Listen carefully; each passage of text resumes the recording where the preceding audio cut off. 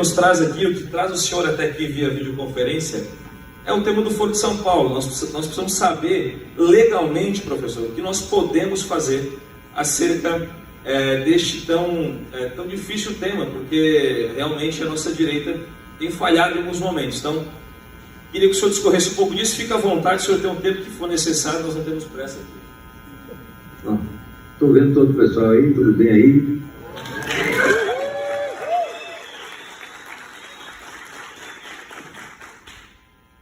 É muito bom estar aqui com vocês. Essa é uma chance de a gente meditar um pouco sobre os erros do passado e, se possível, os acertos do futuro. E a primeira é muito bom que o tema seja formulado assim tão precisamente em torno do assunto do Foro de São Paulo. O Foro de São Paulo é o assunto principal, ele é a razão da nossa presença aqui. Se não existisse o Foro de São Paulo, provavelmente não existiria nem movimento conservador, nem coisa nenhuma. Então, eu acho que o fato principal aí é que o Foro de São Paulo foi ignorado durante a maior parte da sua existência. Ele foi, na verdade, uma instituição que não se propôs a ser secreta, mas acabou se tornando secreta graças à omissão e ao que eu chamo de teoria das puras coincidências. Existe a teoria da conspiração, que atribui tudo a uma deliberação humana, e a teoria das meras coincidências, que atribui tudo a uma junção puramente casual de fatores incontroláveis. Então, durante 16 anos, a existência do Foro de São Paulo foi abertamente negada por toda a mídia brasileira. É possível acontecer uma coisa dessa por mera coincidência? Isso é, todos os jornais, revistas, estações de rádio e canais de televisão terem a mesma atitude com relação à maior organização política que já existiu no continente, quer dizer, todas negando a existência de um treco que reunia centenas de políticos importantes, inclusive presidentes e primeiros ministros de várias nações, um total de, naquela época, no mínimo 150 partidos políticos e mais organizações criminosas como as Farc, o Mir chileno, etc, etc, etc. Como é possível negar a existência de uma coisa dessa? E como é possível todo mundo negar ao mesmo tempo? Ora, isso aí já basta para mostrar que a ideia de que o Foro de São Paulo era apenas aquela assembleia que se reunia uma vez por ano para os velhinhos lembrarem as glórias do movimento comunista e sonharem com um triunfo comunista amanhã depois, é uma ideia imbecil. O Foro de São Paulo se estendia por toda a mídia brasileira, tinha um controle total da mídia brasileira, inteirinho, de todas as empresas jornalísticas, sem exceção. Ora, eu pude concluir isso porque eu vi o começo da história. Eu assisti, nos anos 60, como o Partido Comunista se tornou o dono e controlador absoluto da classe jornalística. Assim, em poucos anos, nós chegamos a uma situação em que todos os sindicatos de jornalistas do Brasil, todos sem exceção, eram controlados pelo Partido Comunista. E, portanto, a Bolsa de Empregos também era controlada pelo Partido Comunista.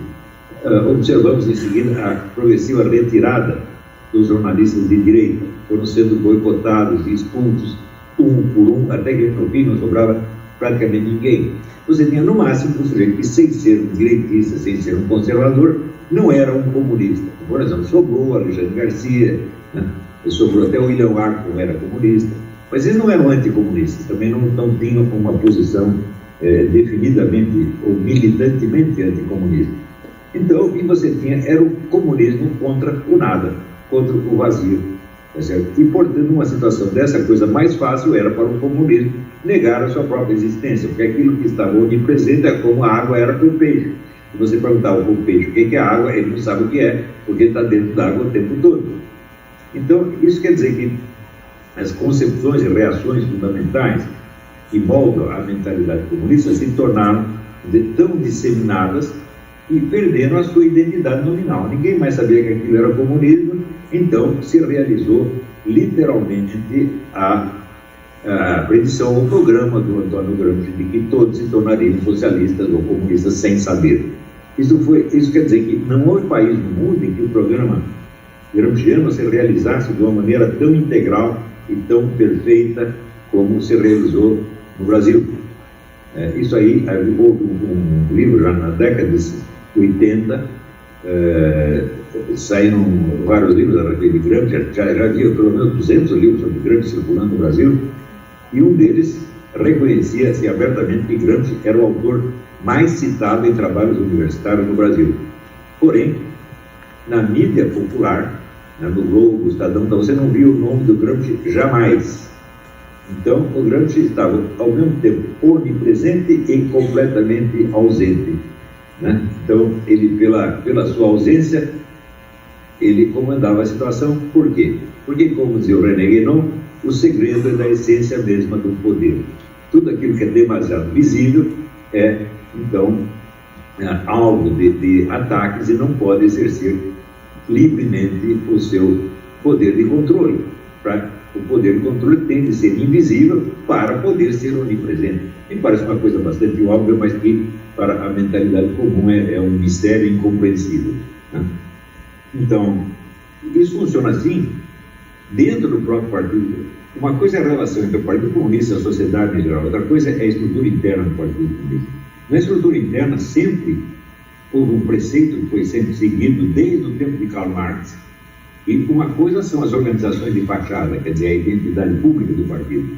E outra coisa é o comando central, que, por definição, é clandestino. Então, onde quer que você veja organizações de esquerda militando, aparecendo, vocês podem ter certeza que o comando não está ali. Mas, às vezes, a mesma pessoa pode, numa certa época, exercer uma função pública e na outra época desaparecer por completo como se tivesse morrido, e aí justamente que ela está disputando do maior poder. Então, a própria natureza do Partido Comunista faz com que, para as pessoas que não pertencem a esse movimento, ele seja uma coisa muito difícil de lidar, porque nós sempre queremos saber de que entidade nós estamos falando. E quando falando do Foro de São Paulo, nós cometemos o mesmíssimo erro, né? Por exemplo, a revista Veja uma vez fez uma reportagem sobre o Foro de São Paulo, foi lá e viu a Assembleia, os velhinhos discutindo, e falou, aquilo lá não tem nada, aquilo lá é uma coisa assim, puramente decadente, né? Ora, aquela coisa que aos olhos do jornalista parecia totalmente decadente, é naquele momento que o Foro de São Paulo estava preparando a sua tomada de poder sobre todo o continente. Como é que se explica isso?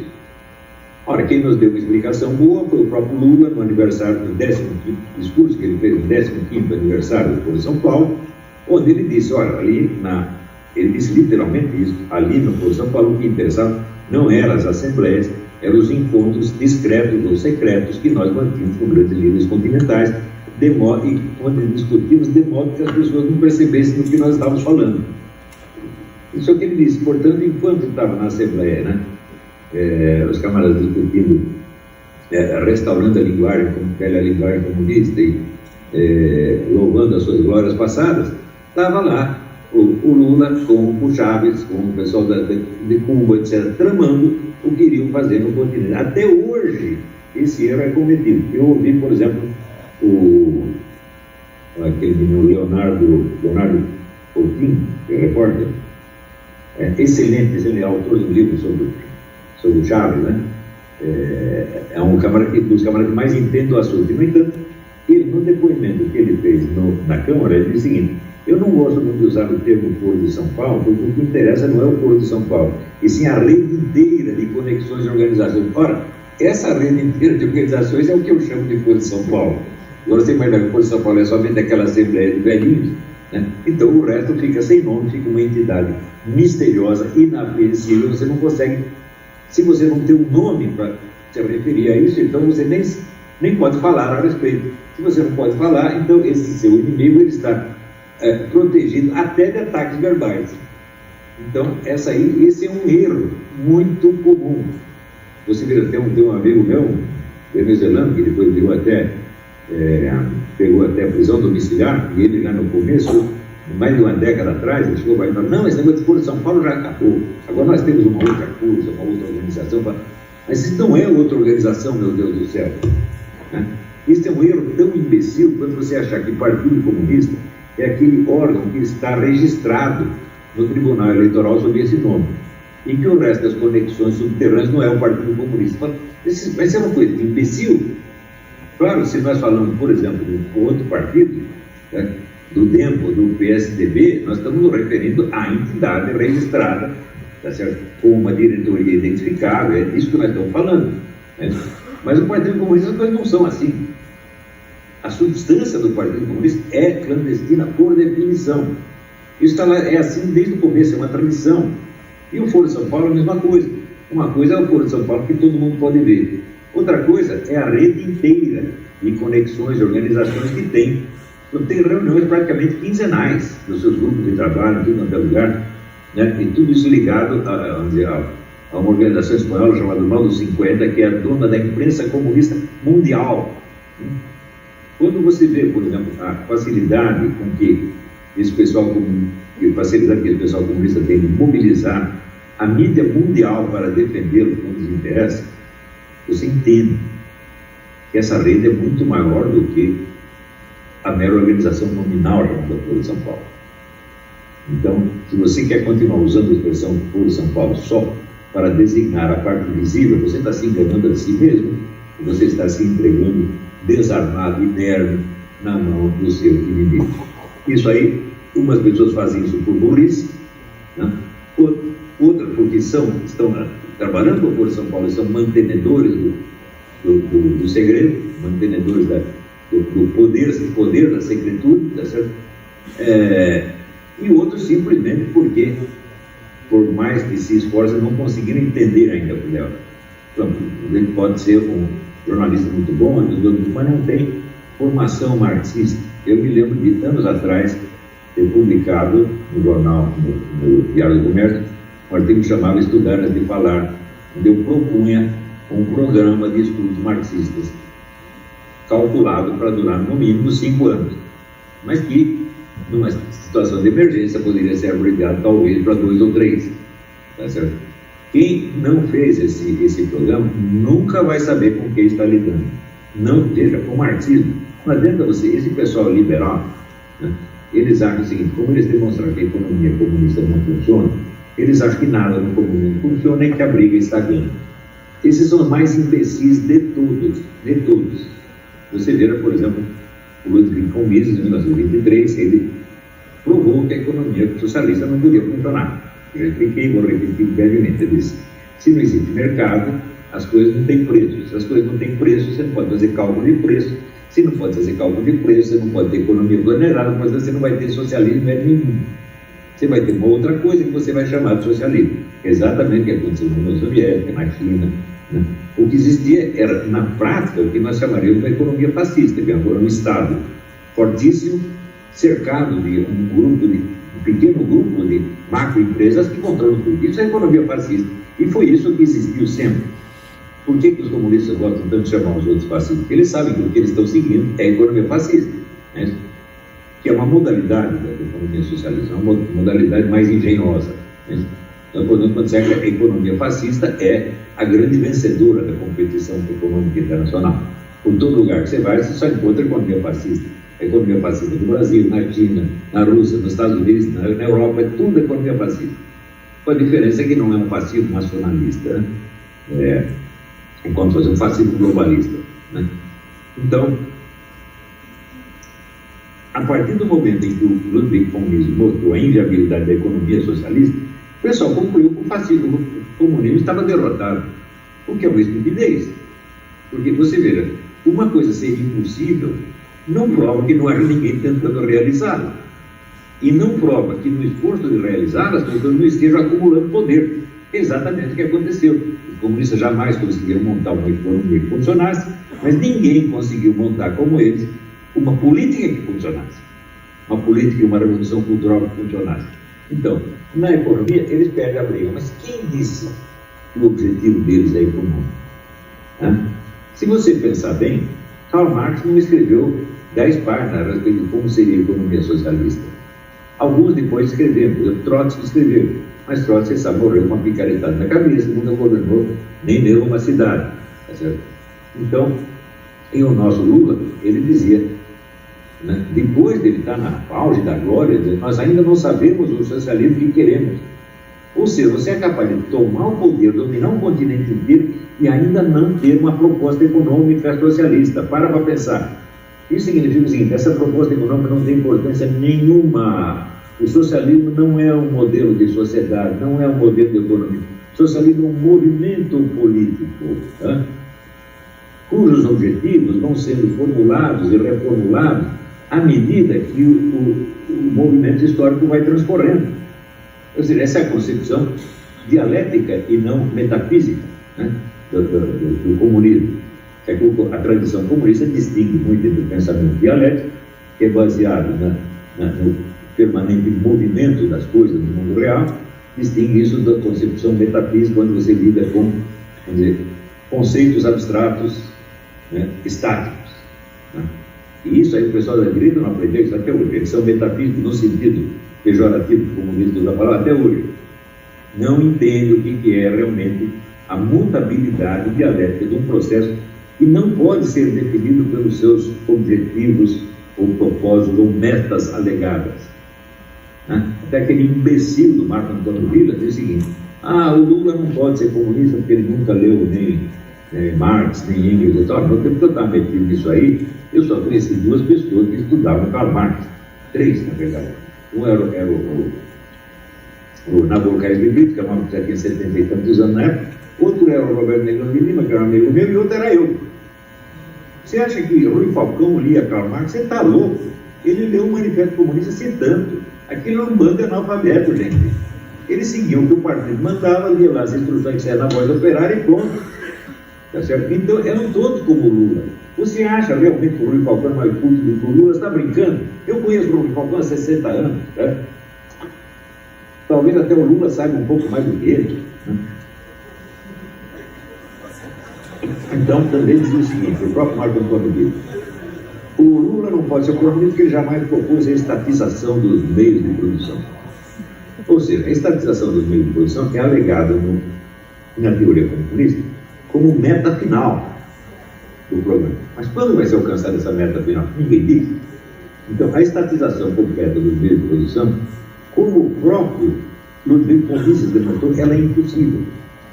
Então, ela nunca é realizada, ela é sempre empurrada com a barriga para o dia seguinte. Então, o comunismo não é a estatização dos meios de produção, mas é o conjunto do que se faz sob a alegação da futura estatização dos meios de produção. Liberais imbecis, vê se aprende isso. Ou Marco Antônio Villa, você vive gozando da cara dos outros, por exemplo, vai entrar, não sabe o que é a história do Brasil. Eu reconheço que o Marco Antônio Villa estudou só a história do Brasil, e estudou também a história do clube de futebol lá do Nordeste. Isso aí ele estudou, mas é isso tudo que ele sabe. De marxismo ele não entende porra nenhuma. A maior parte desses liberais metidos aí, esses isentistas, eles falam de coisas que eles não entendem. Então, é por isso que sempre acabam perdendo a briga, mesmo quando eles está ganha. Porque eles acham que se eles impediram a estatização dos meios de produção, eles venceram o comunismo. A estatização dos meios de produção não é o comunismo, ela é alegada como objetivo final. Objetivo final que Karl Marx dizia poderia levar várias décadas ou séculos. Portanto, ninguém está com pressa de estatizar qualquer que quer que seja. E se for preciso desestatizar, como fez Lenin, com a nova política econômica, eles farão isso. Se for preciso implantar uma economia liberal, eles farão isso. Agora mesmo eu estava contando a história, aliás, trágica, de uma conhecida minha, uma colega de ginásio, que é uma japonesinha, que era da AP, né? Ação Popular Marxista-Leninista. Como é que ela fazia para arrebanhar os meninos para a AP? Ensinava eles, levava eles para fazer a primeira comunhão. Então, com o pretexto de primeira comunhão, arrebanhava ali a militância e passava os comunhões e eles acabavam entrando no marxismo-leninismo por via da primeira comunhão. Ou seja, mas o comunismo não é anticatólico? Claro que é. Né? Mas isso não impede que ele proceda exatamente como recomendava Antônio Gramsci, dizer o seguinte: não combatam a Igreja Católica, ao contrário, infiltrem-se nela para usá-la para os nossos propósitos, que é exatamente o que fizeram com um sucesso extraordinário. Quer dizer que toda a propaganda política antirreligiosa que fizeram na União Soviética nunca funcionou. Né? O O Dr. Jerônimo Moscardo, que foi nosso ministro da Cultura, eu o conheci quando ele era embaixador na Romênia, e ele tinha sido funcionário de embaixada, na embaixada de Moscou. E ele dizia o seguinte: o homem da KGB, que trabalhava ali na embaixada, ele era muito devoto de São Sérgio. Ele ficava o dia inteiro passando informação para a KGB. Quando terminava o horário de expediente, ele ia na igreja de São Sérgio para rezar pelo perdão dos pecados. Mas continuou trabalhando para a KGB, não tem jeito. Então, ali na União Soviética, a propaganda antirreligiosa nunca conseguiu nada. O povo russo ainda é o mais religioso do mundo. Mas, no Ocidente, onde se usou mais a técnica do Gramsci, de não combater, mas assimilar, funcionou muito mais. Hoje, no Brasil, a tal da teoria da libertação pode se considerar vencedora. E o que tem no Vaticano? O que está esse homem fazendo no Vaticano? Esse é, obviamente, o trabalho do comunismo, isso é o óbvio do óbvio. Ou seja, né, o método mais maneiro funcionou muito mais do que o método violento, é óbvio, né? Então, e esse método maneiro está muito mais de acordo com a mentalidade profunda do marxismo, que é, como diz, uma mentalidade dialética e não dogmática. E isso é muito importante entender. Não existe comunismo dogmático. Hein? Se é comunista, é dialético, portanto não é dogmático. Agora, pode ter 2 ou 3 idiotas lá dentro que são dogmáticos, e dentro do movimento comunista eles nunca serão ninguém. Porque vocês não entenderam, né? Porque dialético quer dizer, sobretudo, deslizante. Hegel definia a dialética como espírito de contradição sistematizado. Ou seja, nada é o que é, tudo é o que não é. Então você muda do é para o não é quantas vezes for necessário. E através disso você não tem, então, uma descrição conceptual, objetiva, que possa ser testada na realidade, mas você tem um controle sempre cambiante e movediço da realidade. Movediço quer dizer, acompanha o movimento das contradições reais e acaba por controlar, acaba por ele controlar, não porque ele, como é que se diz, domina, controle, mas ao contrário, ele se adianta ao movimento. Ele inventa as contradições antes de que elas apareçam na realidade e ele as cria. Está criando o tempo todo. Né? Então, ou seja, nada mais dialético do que esse negócio que está acontecendo na Amazônia. Os caras vão lá, tocam fogo na floresta e em seguida criam um movimento mundial contra as queimadas. Isso é 100% dialético, é assim que os caras fazem. O tempo todo, meu Deus do céu. Ele, por exemplo, ele não vê contradição nenhuma entre apoiar o movimento gaysista e apoiar o movimento muçulmano que joga os gays do quinto andar do prédio. Não há contradição, não há problema algum, porque isso é dialética, gente. Então você precisa ver que esse pessoal, o treino dialético é absolutamente indispensável para você compreender como essas coisas funcionam. Mas se você deixa que essa mentalidade dialética molde a sua mente, você virou um mentiroso absolutamente incontrolável. Você é incontrolável por quê? Porque você controla o curso das coisas. Você está sempre chegando antes. Agora, então, se você pensar, e os nossos militares? Eu digo, militar nisso aqui é analfabeto. Analfabeto. Desde que o governo Sarney tirou das academias militares a disciplina de guerra revolucionária, não entendem mais merda nenhuma desse negócio e dão palpite absurdo. Outro dia eu ouvi um general falar com uma deputada comunista o seguinte: nós temos ideologias diferentes, mas nós podemos colaborar na construção de um Brasil melhor. Não podemos, general. Isso é absurdo. Esta mulher é 1000 vezes mais esperta do que o senhor, por mais que o senhor estude outras coisas. Ela é esperta não pelo volume do que ela estudou, mas pelo simples fato de que ela tem essa permanente mobilidade dialética e você nunca vai poder pegá-la pela palavra. Você notar uma contradição no discurso dialético é perda de tempo. O discurso dialético é feito de contradições, meu Deus do céu. Quer dizer, você disse uma coisa e fez outra. Né? Se você não é um não comunista, bom, isso, acusar você disso é acusar de alguma coisa, mas se você é um comunista, isso é até um elogio. Quer dizer, você vive se contradizendo. Claro que ele contradiz. O universo, na concepção dialética, é constituído de contradições. Né? É contradição, você tem uma tese, que vai aparecer uma antítese, que vai aparecer uma síntese, puxa ali, vira uma nova tese, que vai ter uma nova contradição, e assim por dentro, isso não para nunca. Então, isso é um treino muito fácil de você adquirir. Se você leu 2 ou 3 livros comunistas, pronto, você já está nessa mentalidade. Se você leu, sei lá, leu aí o patrono da educação brasileira, pronto, você já está dialético. Né? Você ouviu 2 discursos do Fidel Castro, pronto, já está dialético. Se você viu o Lula, você já está dialético. O Lula é dialético, né? Ele está o tempo todo se contradizendo. E o pessoal achando que o pegou porque captou a contradição. Pelo amor de Deus do céu. Veja, quem realmente apreendeu a natureza desse movimento foi Dostoiévski. Porque ele o definia, ele usava sempre a palavra o movimento. O que é o comunismo? O comunismo é um movimento. Né? O movimento vai para cá, vai para lá, muda de conversa, muda de aparência 1 bilhão de vezes. E você está sempre sendo feito de idiota, porque você acredita que a pessoa com quem você está falando tem a mesma concepção das coisas que você. Portanto, se ela se contradisse, você a pegou no pulo. Não é assim. Outro dia, o Fernando Melo, que é um rapaz que faz um vídeo aí muito bom, ele disse uma coisa de uma importância extraordinária. Ele disse: não adianta você falar a verdade para o esquerdista, porque o esquerdista não entende o que é verdade. Ele só entende o movimento, ele só entende a dialética. Ele só entende, vamos dizer, a permanente negação da negação da negação da negação. E isso ficou pior ainda depois que veio a dialética negativa.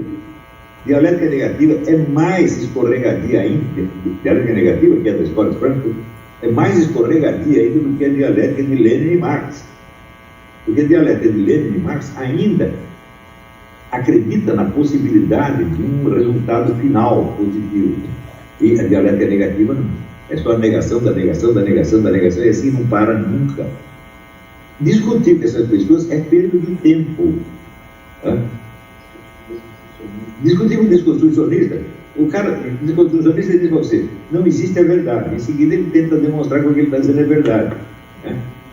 E você cai na pataquada e vai tentar demonstrar que o que ele está dizendo é falso. Isso é perda de tempo. O que é preciso fazer com essas pessoas não é discutir com elas, não é vencer a discussão. Claro que a discussão teórica é importante para a preparação intelectual do conservador, ou liberal, como queiram chamar, do cristão, como queiram chamar. Tá certo? Mas o esforço, a luta pelo poder não pode ser assim. Ela não tem nada a ver com disputa de ideias. O que você tem que fazer é tirar dessas pessoas os meios de ação. É curioso que eu, na Colômbia, expliquei isso. Que ano que nós fizemos na Colômbia? 2010, antes de me estar lá, né? E eu explicava isso para os militantes do movimento conservador, para os militares. Eles entendiam na hora. Por que eles entendiam na hora? Porque eles tinham décadas de experiência de combate armado contra o comunismo. E eles conseguiram espremer o comunista lá num terço do território, e eles ficaram totalmente isolados lá. Né? Depois veio o traidor, o Manuel Santos, e facilitou a vida dos comunistas, né? Que hoje estão criando problema de novo. Mas, na época, as Forças Armadas e o movimento conservador eram vitoriosos, na verdade. Eles tinham alguma experiência real, e eles entendiam o que eu estava dizendo. No Brasil, ninguém entendia. Eu fiquei muito impressionado de ver a humildade dos militares colombianos comparados com a empáfia dos nossos generais, que acham que sabem tudo, tem na verdade do mundo. Então, por exemplo, essa coisa escorregadia da linguagem comunista, que, por exemplo, não adianta você discutir, não adianta você discutir com um mentiroso, meu Deus do céu. Você vence a ideia dele, no dia seguinte ele põe outra ideia que aplicada levará ao mesmo resultado da anterior. Eles fazem isso o tempo todo, meu Deus do céu. Por exemplo, temos que defender os valores da família. Não tem problema, não está lá o Putin que defende os valores da família, a integridade da religião, enquanto a esquerda ocidental está descendo o cacete em tudo isso. É assim que funciona, meu Deus, assim não vai, como diz pelo outro. Olha, aprenda, o comunista sempre aposta nos 2 cavalos ao mesmo tempo. Sempre. Se um dá o outro. Então, assim, são pessoas realmente sem caráter. E a falta de caráter, muito os orgulha, porque é a mobilidade. Então, se você não tem essa mobilidade, então você é um metafísico, no entender disso. E você, como metafísico, você tem a mentalidade burguesa, segundo a qual o dama dá 4. Porque ele sabe que às vezes dá 4, às vezes dá 5, às vezes dá 3,5, e assim por diante. Então, a pessoa acostumada a esse tipo de vivência, de prática, não tem caráter, gente. Né? Você confiar numa pessoa dessa, prova que você é idiota. Você não está entendendo nada. Nós estamos, veja, comunista é vigarista por excelência. Todos eles, sem exceção, inclusive os maiores intelectuais. Se você pegar George Lukács, são vigaristas. Se pegar o pessoal da escola, são vigaristas. Tá certo? E o vigarista, uma das especialidades deles é dizer as coisas de maneira que só os iniciados entendam. É isso? Aquele dia que eu estava comentando aquele parágrafo do Max Horkheim, o chefão da escola de Frankfurt, em que ele dizia que se um garoto é privado de contatos eróticos com a mãe, até o uso da razão nele é prejudicado. E daí ele está pregando o incesto. Mas daí vem um marxista e diz, não, de maneira alguma. Isso aí é fake news. Isso, veja, essa minha afirmação foi publicada como fake news no jornal Globo, o Estadão. Por quê? O jornalista que escreveu isso, ele não sabe ler. Ele não sabe, mas ele não pode saber. Né? Porque o Max Horkheim escreveu é só para que pessoas com o intelecto do Max Horkheim entendam. Eu tenho o intelecto do Max Horkheim, eu tenho o QI 157, eu entendo. Do Gui também era assim, exatamente. Ele diz e não diz, diz e desdiz ao mesmo tempo. Todos eles são assim.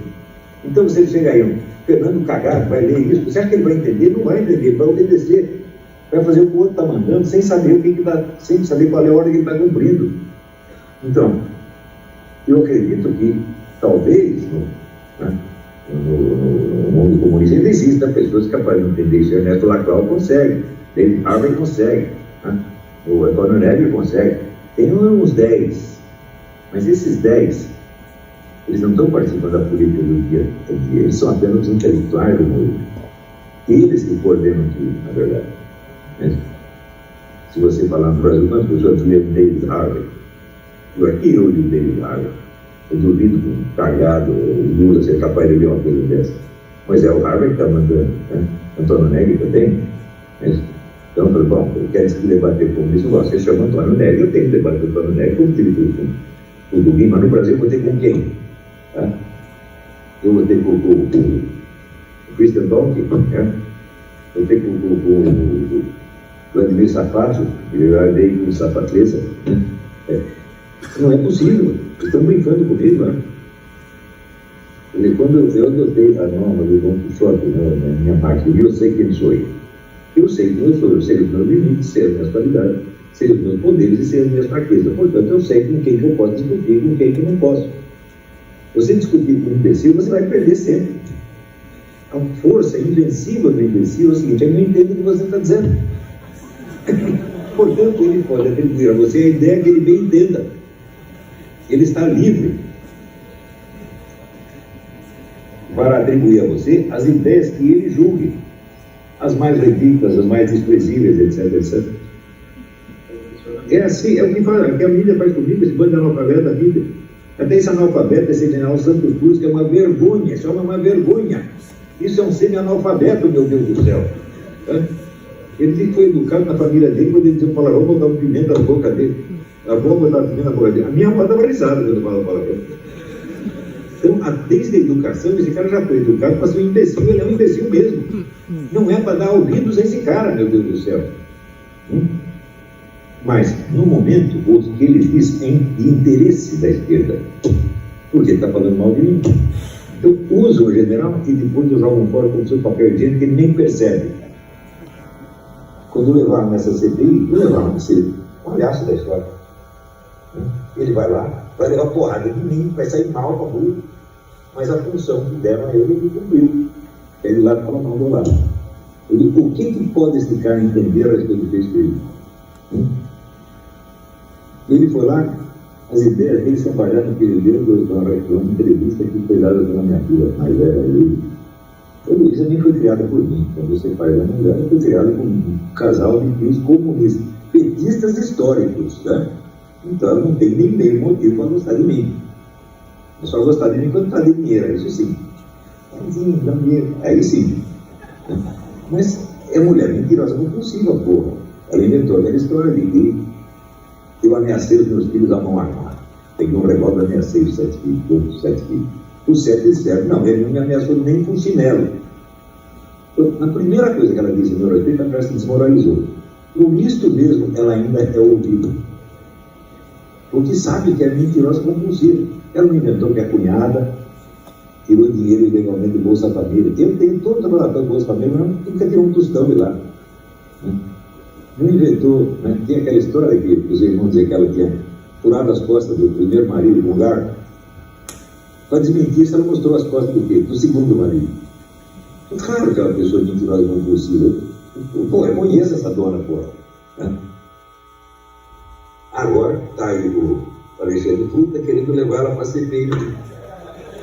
Quer dizer, é claro que é uma pessoa que não tem qualidade para depor em nada. O depoimento dela vale nada. Mas por isso mesmo serve para alguma coisa. Porque a parte mais maliciosa e imbecil da plateia acredita justamente porque é imbecil. Como esse general Santos Cruz. Ele não lê o que eu digo, ele diz que não conhece nada do que ele lê, mas lê a entrevista, ela é publicada no jornalzinho do Gilberto Jumenstein, que é um bandido, e acredita. Acredita por quê? Porque é coisa de baixeza. Quem tem mentalidade baixa só acredita no outro que é baixo como ele. Então, o general não é comunista, evidentemente, mas é a mentalidade baixa, a mentalidade porca. E por isso mesmo ele acredita nisso aí. E o pessoal comunista sabe muito usar isso aí.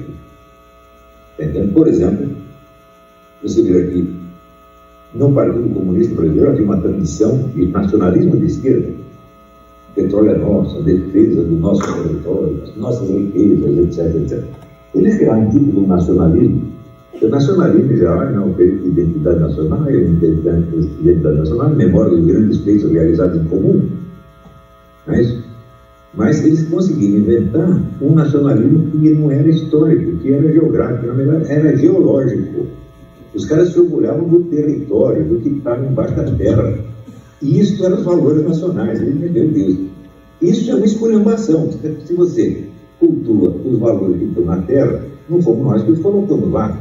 O nosso ouro, o nosso diamante, o nosso petróleo. Fomos nós que colocamos. É obra nossa isso aí?